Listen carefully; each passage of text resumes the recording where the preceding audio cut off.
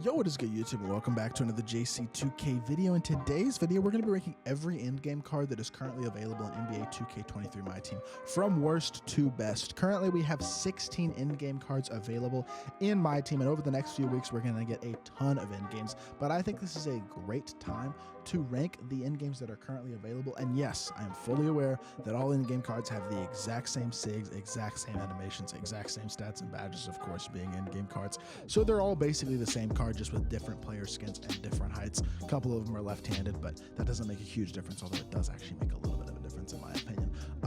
But with that being said, I do understand how similar these cards are, but I also think it's a good time to rank these cards just to give y'all my opinion on which in-games you should probably be targeting and which ones you should probably stay away from, because some of these in-game cards, in all honesty, are not that great, and then some of them are absolutely incredible. So before we hop into the video, if you haven't already, make sure you hit the subscribe button. Help me push towards the 13,000 subscriber mark on the channel. I upload every single day, and I would really appreciate it if y'all do subscribe. And with that being said, without further ado, let's hop right into it. The worst in-game card in the game, number 16, Allen Iverson. Don't think this is a huge debate.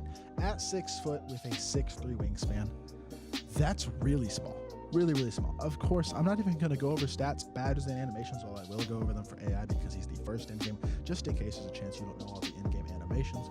Obviously, they have every single stat in the badge, every single Hall of Fame badge in the game, and every single stat in the game on 99. All of them have that, so not going to worry about that anymore. And then animations-wise, they all have the KPJ base, Sadiq Bey upper on very quick, Trey fade, MJ dribble stop, Francis Isaac, Trey escape, the lid behind the back, quick drops off one, all the other in-game dunk animations, the normal moving step back, which is the Asta slide. They all have those animations, the exact same animations on every single card, which is something that is worth keeping in mind for sure. But AI at 6 foot is too undersized to be elite at this point in the game, no matter how good his animations are, and that's just the honest truth, which is why he is pretty easily the worst in game in the game. Number 15, another short PG, Steph Curry. Totally free, very fun card to use for a lot of people who got a free in-game, which is super cool. And it's super cool that it's a guy like Steph who is a super popular, in my opinion, the best point guard in NBA history and one of the most popular players in NBA history. So him getting a free in-game for everyone to be able to use, I think, is a massive W. With that being said, the card is not that great. A 6'3" point guard at this point in the year is honestly something that is a bit tough to use at times. Just because how undersized they are. With that being said, great clutch time card, very fun to use, just not truly elite. And that honestly continues that theme with DWade. Same exact card as Steph, just 1 inch taller, much better player build. I will say that, in a much longer wingspan, which does matter a bit. He's much more competitive defensively than Steph because of how long the wingspan is. The extra inch of height is nice, but the player build is much better than Steph's as well. So he is a significantly better card, in all honesty, in my opinion, than Steph. I do think there's actually a pretty decent difference between the two, despite only being 1 inch taller, because of the player build and because of the wingspan. And his defensive animations are really good as well. Like, he just was always one of those guys who plays defense better than any of the other short PGs. I love Wade cards in my team, but at this point in the game, still, at only 6'4", you're a bit undersized to be truly elite, which is why he comes in at number 14. Number 13, Bill Russell. The one thing I do love about this card is that he's left-handed. I think that's valuable. I really do appreciate the left-handed release. I think it's better. I like the KPJ Sadiq Bey left-handed better than I like it right-handed. I just think it's smoother, more consistent, and easier to green. Just my opinion from using Bill Russell, and also from using the one other left-handed in-game who we'll get to here in a bit. But Bill Russell is still only 6'10" at power forward, does not have an elite level player build, which does mean that he is still a bit undersized and does get killed by the giant power forwards. He's going to get murdered by guys like Manute, Taco, Wemby at the 4, etc., but still a very solid card, and number 13 on this list for me. Tim Duncan, kind of similar to Bill Russell. He's only 1 inch taller. Wingspan is actually a little bit shorter, but he definitely has a better player build. I think he's definitely more competitive defensively than Bill Russell because he does play pretty decently bigger. But, he's still a great card. I just don't think he has the elite level size that makes him a truly top tier card in the game, which is why he's at number 12. And the same thing goes for Paulo Banchero at number 11. 6'10" at small forward. You wouldn't think that's small, and honestly, it's not super small. You can go look at all the small forwards that are available, and 6'10" isn't tiny.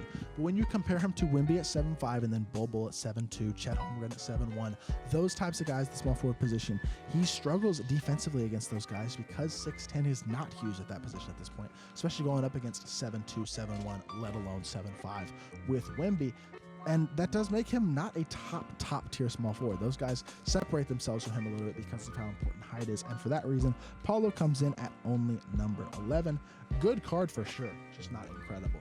At number 10 and number 9, we have two guys who are basically the exact same. Michael Jordan at 6'6" with 6'11" wingspan. Card is really good, just like all the other in-game cards. I think MJ is elite, but 6'6" is not incredible height on a PG.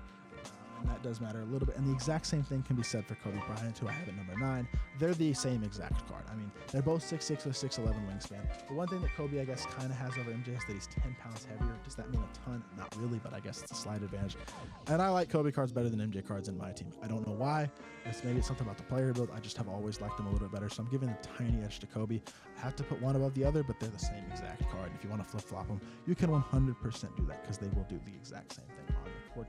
And honestly, the same goes for the guys at number 8 and number 7 as well. Number 8, I just spoiled who number 7 is, but it's going to be Jimmy Butler, 6'7" PG, 6'8" wingspan. The wingspan isn't incredible, but he's got a better player build than guys like MJ and Kobe. A little bit bigger, a little bit more competitive defensively than those guys. An elite level PG, top 5 point guard in the game. For sure, Jimmy is an amazing card. And of course, the same exact thing goes for Luka Doncic. Maybe I'm biased. They're the same card again, 6'7", 6'8" wingspan. I think they both weigh 230 pounds as well. They literally do. The only difference is player build because they're the exact same height, wingspan, and weight. Luka's player build, Jimmy's player build, I mean, pick and choose. Really don't think there's that big of a difference even between those. I just like Luka more than Jimmy in real life. He's my favorite player I'm currently playing in the NBA. My second favorite player of all time after Dirk. So I'm giving him a 1-spot edge. You can, again, flip-flop this however you want. They're the exact same card and on the exact same level. Now, number 6, we go with Joel Embiid, who does give you more size and more competition level at the power forward position, being 7 foot with a 7'5" wingspan. Significantly bigger player build than guys like Tim Duncan and Bill Russell, which is why he's several spots ahead of them on this list. Elite shot creator. The fact that he's free is really nice, and he is one of the best level 40 cards that we've honestly seen in a while. I think there's less hype about level 40 because of the fact that people really just are not that excited about the in-game concept as a whole. But with that being said, that doesn't mean that this Embiid card is not elite, because he certainly is, and I do think he is a top 6 in-game currently in my team. At number 5, going with Paul George, 6'9" at the shooting guard position, gives you really good size. I love the way PG's defensive animations always are in my team as well. I feel like he plays really well on both ends of the court. He's an incredible shot creator, of course, gives you the size to compete at a very high level defensively at his position, and is overall a really good card. Same thing with a guy like Shaquille O'Neal. The thing that Shaq has going for him is that he's 325 pounds, and he has a player build that is really wide. Also an elite wingspan at 7'7" to go with the 7'1" height. So he really competes defensively at a very high level, plays bigger than 7'1". The weight is a big deal on this card as well, which makes him more of a bully. The one thing the weight does do is that it makes him run out of stamina a bit quicker, and that does kind of matter, which is his kind of one downfall. But I think the size, the player build, the wingspan, things like that are enough to still give him a top 5 spot and put him at number 4 for me. Kevin Durant comes in at number 3, a 6'10" shooting guard, one of the tallest shooting guards in the game, which I think is a huge positive for KD, is that he is so big with the 6'10" wingspan, 6'10" height and 7'4" wingspan. So he plays really big. The size is super valuable on him, and honestly, it means he's basically going to be better than all the other in-game shooting guards we see this year, unless we get like a Giannis at shooting guard or something like that, which would be pretty crazy. But honestly, I'm not going to put anything past 2K at this point. But top 3 for KD, top 2 for LeBron James. I do believe LeBron is the best point guard in the game currently at 6'9" with a 7-foot wingspan. He's got incredible size for PG, competes defensively at an elite level. His slashing animations are always insane, even compared to the other in-games. I feel like LeBron dunks the ball more consistently. The 250 pounds at point guard helps him to be more of a bully offensively. He competes incredibly well defensively against guys like Jokic, Ben Simmons at point guard, Lamar Odom, etc. The giant point guards. I think LeBron can hold his own against those guys. Probably relatively significantly better than the other in-game point guards, being Luka, Jimmy, Kobe, MJ, and then obviously Wade, Steph, and AI. So really like LeBron a ton at point guard. I think he's the best point guard in the game right now, and I think he's the number 2 in-game in my team. But my favorite in-game right now, in all honesty, is David Robinson. 7'1" with a 7'5" wingspan, does not quite have the player build of Shaq, and also does not quite have the weight of Shaq. But the lower weight on D-Rob does mean he doesn't run out of stamina as fast, which I kind of like, and I love the left-handed in-game release. And on a guy like D-Rob, who is a significantly bigger card than Bill Russell. And I just love T-Rob in my team. I don't know what it is, man. I like his release even better than Bill Russell's. Like, I know it's the exact same release, but there's something about David Robinson. I don't know why. He is incredible. I love this card. I think he's absolutely incredible. I think he's probably, I mean, Wemby's better than him at power forward if you run Wemby there, but Wemby is more of a small forward, and I think you should be running him small forward. So comparing him to other guys who you would actually run at power forward, I think he's the second best after Manute Bol.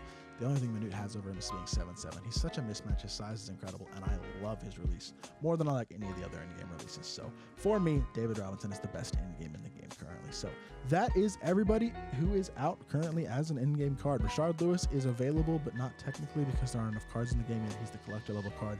He's the exact same card as KD, but I didn't put him on this list, but he would be top 3, just like KD. And yeah, that is going to do it for this video. So hopefully y'all did enjoy. Let me know what y'all think about rankings. If there's anything you would change. If you did enjoy the video, make sure you hit that like button and subscribe. I'll be back with more 2K content very, very soon, and I appreciate y'all. Peace.